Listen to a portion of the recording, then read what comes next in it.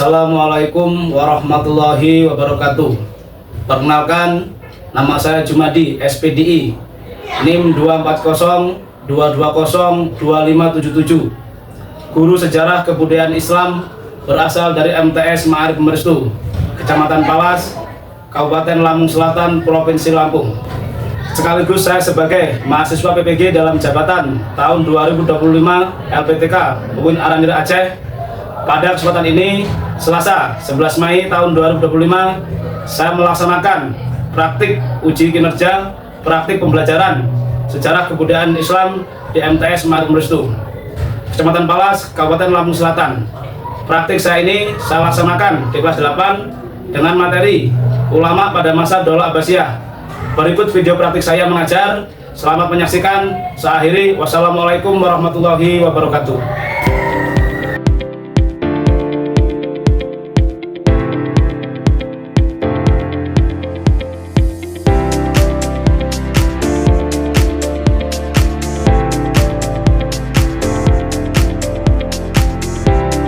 Assalamualaikum warahmatullahi wabarakatuh. Waalaikumsalam warahmatullahi wabarakatuh. Mohon untuk kelas terus memimpin dulu.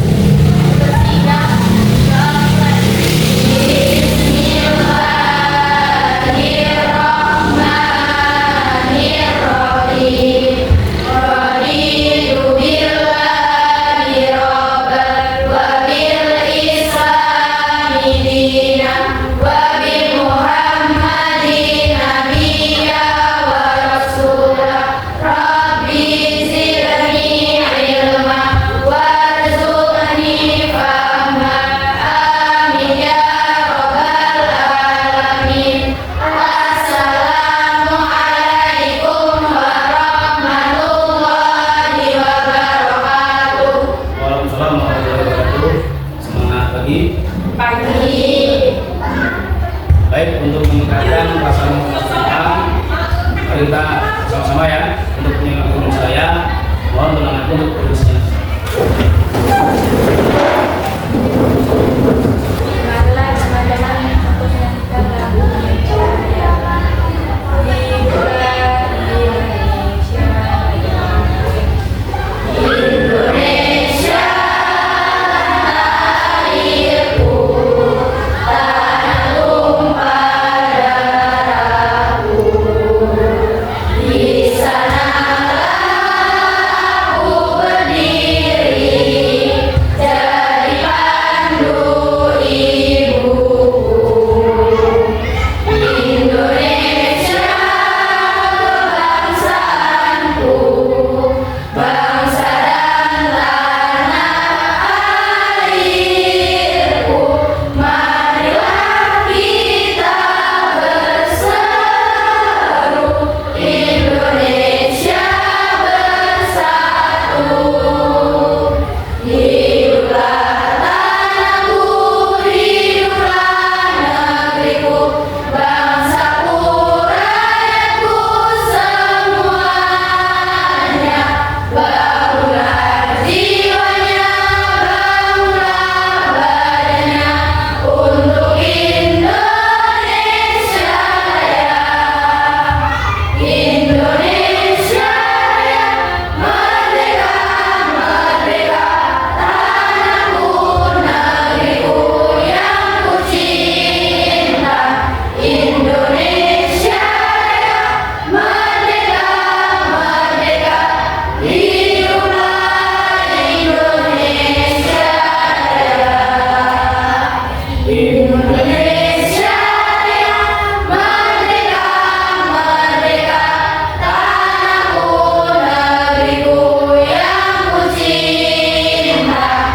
Indonesia Raya, merdeka, merdeka, hiduplah Indonesia Raya.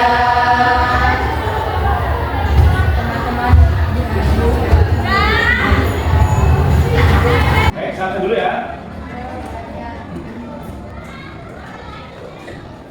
Anissa Fitriani, Gita Noviani, Erin Makafia, Ida Fauzia, Ilma Fauzia, Marcela Balita, Maula Tiffany, Naila Novita, Najwa Adelia Putri, Nurma Halid Rosada, Nurul Istiqomah, Puput Hani Satu Soraya, Fatul Nada, Silviana Dewi Niar, Siti Khalifah, Pamami Sabana Putri, Talita Anggreni, Ulfa Holwida, Bella Febria, Yulida Yuladari, Zahra Mutia Hafid, Zahra Yulianti. Udah semua ya? Udah semua ini ya? Sehat semua? Ya, kita untuk pagi ini untuk pembelajaran materi kita ya, kita melanjutkan materi yang kemarin. Kita sudah belajar materi tentang keilmuan Islam ya, tentang keilmuan Islam, keilmuan Muslim. Ada masalah? Ada masalah Daulah Abbasiyah, bisa dipahami semua ya, dipahami. Kemudian sebelum kita lanjut ke materi kita, nanti kita akan baca tentang ulama Islam pada masa Daulah Abbasiyah. Kita mengulas materi kita yang sudah kita lewati, yaitu tentang apa kita bacanya? Ya, ilmuwan pada masa Nabi Abbasiyah. Banyak sekali ilmuwan-ilmuwan Muslim, sehingga apa? Dinasti Abbasiyah ini termasuk dinasti yang paling jaya, ya kan? Dinasti yang paling jaya, dinasti yang mencapai puncak kejayaan. Bahkan apa? Sampai 500 tahun lebih. Nah, kemajuan tersebut tidak lepas dari kontribusi para ilmuwan, ya kan? Dengan kemajuan peradaban yang luar biasa, ilmuwan yang luar biasa. Bahkan apa? Ilmuwan ini oleh pemerintah dinasti ya, Daulah Abbasiyah, digaji dengan gaji yang cukup besar dan tugasnya hanya melakukan riset, ya nggak? Hanya melakukan riset, penelitian dan penelitian, sehingga apa? Dan itu berhasil. Majunya sebuah dinasti, majunya sebuah negara tak lepas dari seseorang yang belajar ilmu. Sehingga apa? Dari ilmu tersebut mengembangkan, sehingga puncak kejayaan itu didapatkan oleh dinasti Abbasiyah. Oke ya, ini ulasan kita. Kita sekarang akan masuk ke materi yang baru, materi yang sudah lewat, jangan sampai lupa. Baik, kita sekarang masuk ke materi yang baru. Bisa kalian lihat di sini ya. Ulama ilmu agama pada masa keemasan Daulah Abbasiyah, keemasan, ya enggak? Kenapa keemasan? Karena ilmuannya, gitu ya? Gitu. Keemasan karena ilmuannya, dengan kemajuan yang begitu pesat, kemajuan yang begitu luar biasa. Sehingga apa? Dinasti pada saat itu menguasai dunia, dikuasai dunia itu, dikuasai. Berarti apa? Pemimpin kita ini pada saat itu ya, selain cerdas, ya, agamis, ahli dalam bidang agama. Sehingga apa? Bisa menguasai dunia. Kemudian sekarang kita masuk ke tujuan pembelajaran kita. Kita dibaca yang pertama apa? Tujuan benarnya? Yang ini. Menganalisis peran para ulama penyusun publisitas, ahli hadis, ulama tafsir, dan ulama fikih pada masa Daulah Abbasiyah. Ya. Yang pertama kita menganalisis peran para ulama penyusun publisitas, ya.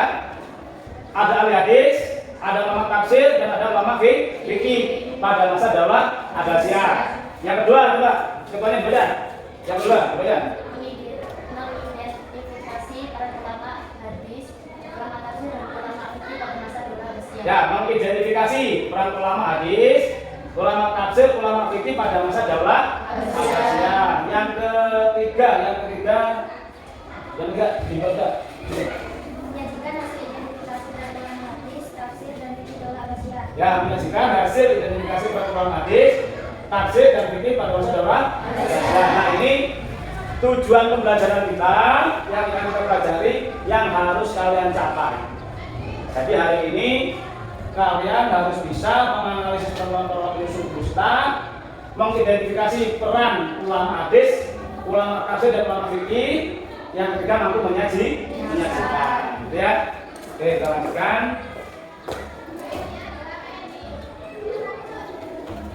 Di sini yang pertama dibaca, Mbak. Masa Daulah Abbasiyah 750 sampai 1258 Masehi wawasan Islam. Dukungan khalifah terdapat ilmu pengetahuan, contohnya Baitul Hikmah, lahirnya ulama besar membentuk fondasi kehidupan Islam. Ya. Ulama ilmu agama pada masa Darul Abbasiyah nih 750 sampai 1258 Masehi. 5 abad lebih tidak? Iya. 5 abad lebih. Jadi, Pak, kalau Indonesia berapa tahun? Indonesia belum bisa apa. Makanya Indonesia ini harus maju, harus berkembang. Caranya apa? Caranya kita harus berilmu, gitu ya? Gitu. Nih, dukungan khalifah terhadap ilmu pengetahuan, contohnya Baitul Hikmah. Oke, selanjutnya. Nih, ulama al-hadis penyusun kutubus sittah, bisa dilihat, bisa dipahami ya? Lihat. Nih, hadis adalah sumber hukum Islam kedua setelah Al-Quran. Masa Abbasiyah puncak kodifikasi. Tahu kodifikasi tidak? Apa? Tahu tidak? Ya. Kodifikasi itu adalah pengumpulan, ya, pengumpulan. Nih, pengumpulan hadis di sini ya, puncak kodifikasi dikumpulkan. Gitu.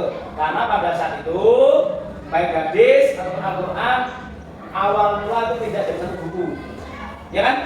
Ada yang itu di lepah, ada yang itu di daun. Dengan gugurnya para pejuang-pejuang Islam yang pada saat itu alih-alih yang gugur sehingga apa? Dilakukanlah kodifikasi pengumpulan, kemudian diidentifikasi, gitu ya. Nah, ada pun yang termasuk dalam kutubus sittah, ya. Nih, yang pertama ada siapa? Imam Bukhari. Ada Imam Bukhari. Yang kedua? Imam Muslim. Ketiga? Imam Abu Dawud. Keempat? Imam Tirmidzi. Yang kelima? Imam Nasa'i. Yang keenam? Imam Ibnu Majah. Inilah imam-imam kita yang ahli dalam bidang hadis, yang sudah tidak diragukan lagi sahihnya, gitu ya, asli gitu ya. Karena hadis yang berkembang itu tidak semuanya sahih. Ada yang mengembangkan hadis palsu, iya nggak? Ada hadis dhaif, ya kan? Makanya apa?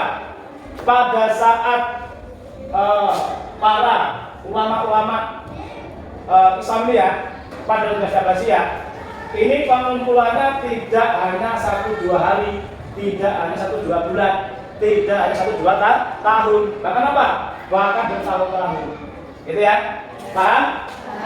Oke, kita lanjutin ya. Kita lanjutin. Kemudian apa gitu? Dibaca juga. Tokoh ahli hadis utama Imam Bukhari dan Imam Muslim. Oke, Pak.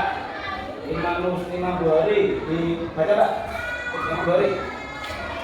Imam Bukhari asal karya seleksi hadis. Nih ya. Imam Bukhari asal Bukhara, karya Sahih Bukhari, seleksi hadis sangat tepat. Gitu. Jadi jelas gitu ya. Asal usulnya pun jelas gitu.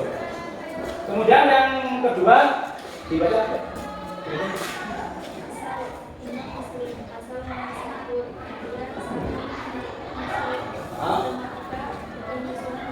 Ya, Imam Muslim asal Naisabur, karya Sahih Muslim, sistematika penyusunan rapi. Oke, lanjutin. Nih, kontribusi, nah, kontribusi ahli hadis. Kontribusi apa? Kontribusi itu yang dapat diberikan oleh ahli hadis kepada dinasti Abbasiyah, ya. Nih, apa yang diberikan nih? Kontribusi ahli hadis, ada pengumpul dan penyaring. Mengumpul apa nih? Mengumpulkan dan menyaring riwayat hadis secara ilmiah. Nih, kontribusinya ya. Yang kedua pembukuan. Menyusun hadis dalam kitab sistematis. Yang ketiga pengembangan ilmu. Metodologi hadis dalam sejarah tokoh hadis. Yang keempat Menjaga kemudian melindungi ajaran dari hadis atau lemah. ya, kita membahayakan ini kalau lemah ya. Ini kontribusi dari ulama-ulama hadis pada masa dinasti Abbasiyah. Banyak nggak? Banyak sekali. Nah, tujuan kita setelah diantar sehari ya, kontribusi kitanya apa di sekolah, iya kan? Jangan hanya kita datang pulang dan jangan. Harus ada yang kita dapatkan dan harus ada yang kita kontribusikan pada sekolah, kepada orang tua, itu harus itu, gitu ya. Sehingga apa? Sehingga ada bekas gitu, tidak ada berangkat pulang, gitu ya. Oke, kita ganti lagi.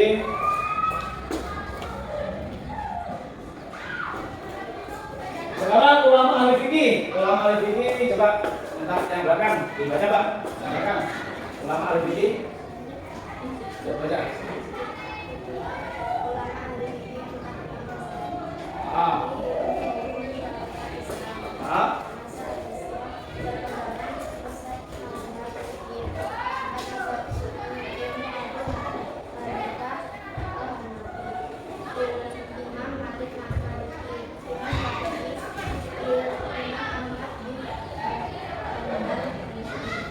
Oke, kita coba ya. Ulama ahli fikih 4 imam madhab. Ulama apa nih? Fikih. Ulama fikih. Ilmu hukum syariat Islam. Nah, fikih ya. Coba. Di masa Abbasiyah 4 madhabnya ada siapa saja? Yang pertama? Imam Abu Hanifah. Yang kedua? Imam Malik. Yang ketiga? Imam Syafi'i. Yang keempat? Imam Ahmad bin Hanbal. Dipakai nggak di Indonesia? Dipakai ya. Di Indonesia dipakai. Di Indonesia dipakai keempat madhab ini. Ya. Ada nggak yang lain? Banyak. Masih banyak, masih ada. Cuma di Indonesia ini, gitu ya. Kemudian selanjutnya tokoh ahli fikih. Tokoh ahli fikih ada Imam Abu Hanifah, Imam Malik, Imam Syafi'i, Imam Ahmad bin Hanbal. Kita lihat nih. Imam Abu Hanifah pendiri mazhab Hanafi dengan sebagai imam ra'yi, ya. Imam Malik sebagai apa? Pendiri mazhab Hanafi karya Al-Muwatta. Imam Syafi'i dasar usul fikih bila salah. Ya. Imam Ahmad bin Hanbal pendiri mazhab Hanbali karya Al-Musnad. Oke. Sampai sini paham ya? Bisa? Bisa. Nah, setelah ini nanti saya putarkan video ya, kalian amati, kemudian nanti Pak Jumadi akan memberi soal. Nah ya, memberi soal, nanti saya buat kelompok ya, saya bisa undi. Kemudian nanti per kelompok ini harus mampu menyajikan, menyampaikan kepada teman-temannya hasil dari pengamatan. Jadi di kelompok nanti diwakili, boleh 1 orang atau 2 orang yang maju. Bisa? Bisa. Oke, sekarang saya buat kelompok ya. Kelompok 1, 2, nih 1, 2, 3, 4, 5, 6 nih kelompok 1 ya. 1, 2, 3, 4 kelompok 2, 1, 2, 3, 4 kelompok 3, 1, 2, 3, 4 kelompok 4 ya. Kemudian ini pas ya, 4 kelompok 5. Jadi saya buat video, kalian amati. Walaupun nanti yang masih cuma 1 orang, kalian 3 kelompok ya, kita sama bareng-bareng. Diamati semuanya tulis dulu, bukan dulu semua. Nah nanti baru ada gabungan.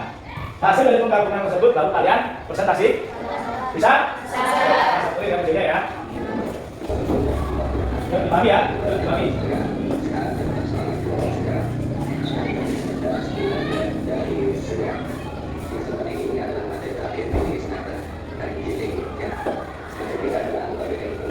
Jadi pahami terus ya. Ulama pada masa Daulah Al-Abbasiyah harus sekali ulama pada masa Daulah Abbasiyah dibagi menjadi 3 bidang keilmuannya.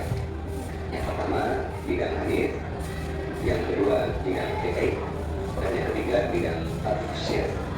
Jadi saya ulang, pertama bidang hadis, yang kedua bidang fikih, dan yang ketiga bidang tafsir. Untuk mengatakan materi ini di awal, jadi kalian juga tidak bingung nih, kami katakan dulu secara global. Ulama hadis ada 6, oke ya, dibahas yang dibahas dalam ilmu kita. Kemudian ulama fikih ada 4 dan ulama tafsirnya ada 2. Jadi ulama hadisnya 6, ulama fikihnya 4, ulama tafsirnya 2. Ulama hadis dikenal dengan muhaddisin. Jadi muhaddisin itu ulama-ulama yang mengenal akidah hadis. Kemudian ulama fikih dikenal dengan fuqaha. Jadi fuqaha itu para ulama fikih. Adapun para ulama tafsir disebut dengan mufassirin, ya. Mufassir atau mufassir itu artinya para ulama yang tafsir. Baik, ya, sudah bisa dikatakan dan sudah memahami saya dari awal. Maka itu ulama-ulama yang mengajukan katakan bahwa Abbasiyah di bidang keagamaan dan dunia. Baik, saya kita fokus ke ulama hadis sana.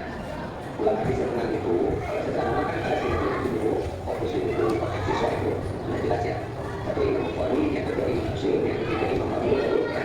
Yang keempat Imam At-Tirmidzi, yang kelima Imam An-Nasa'i, yang keenam Imam Ibnu Majah.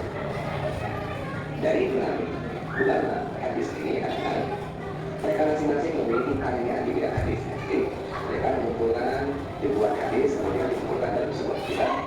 Nah, kita juga lihat itu mereka mengumpulkan karya yang tidak dari masing-masing orang itu dalam bidang hadis yang berbeda. Ya, nah, dengan buah kitab hadis itulah yang dalam sejarah dikenal dengan kutubus sittah. Kutubus sittah. Kutub itu yang dari kitab. Kita melihat dalam kutubus itu maknanya baik kita bisa berdua satu sittah itu ada sittah benar dari kutubus sittah artinya bulan kitab hadis harus ada kata hadisnya ya.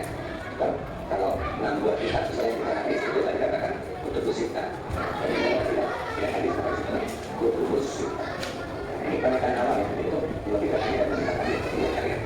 Kalau misalnya orang itu kitabnya apa, kitabnya apa, Imam Abu Dawud kitabnya apa, itu kan tinggal kalian baca. Sampai sini bisa dipahami ya? Ya, dipahami. Sekarang kalau bisa dipahami, Mereka dikenal dengan fuqaha. nah sekarang hasil dari pengamatan kali ini kalian kerjakan bareng-bareng dengan kelompokmu ya. Nah kemudian untuk tugasnya apa Pak? Tugasnya ini. Jadi nanti saya minta ketua kelompoknya masing-masing ada yang mewakili untuk mengambil soal tersebut. Nanti dikerjakan bareng-bareng. Setelah dikerjakan nanti dipresentasikan. Ya, dari satu.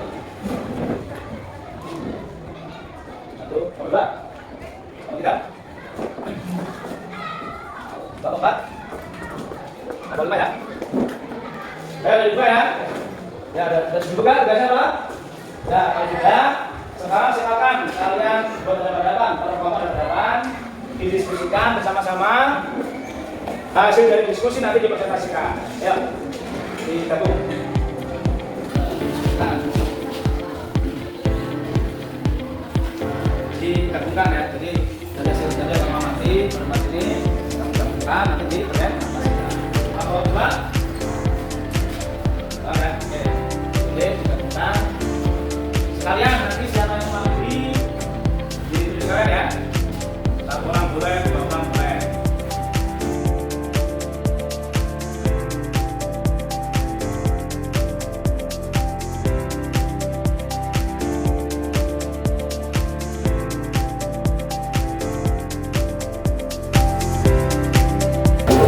Sudah semua? Sudah? Oke. Sebelum kita mempresentasikan tugas, kita tepuk semangat dulu ya. Iya. Tepuk semangat.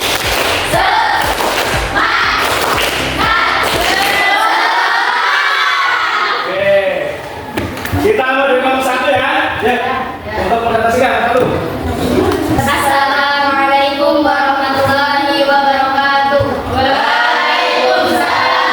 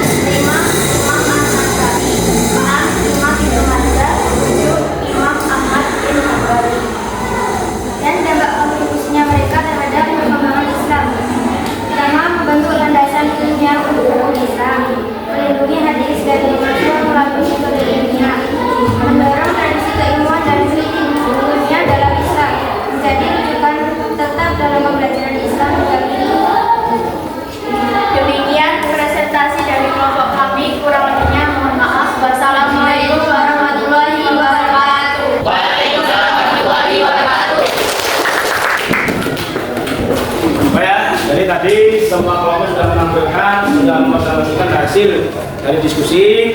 Artinya bisa dipahami ya. Bisa saya simpulkan bahwasanya ulama-ulama yang berkembang pada saat perkembangan ya dinasti Abbasiyah, yang pertama ada ulama hadis, kedua ada ulama fikih, ketiga ada ulama tafsir.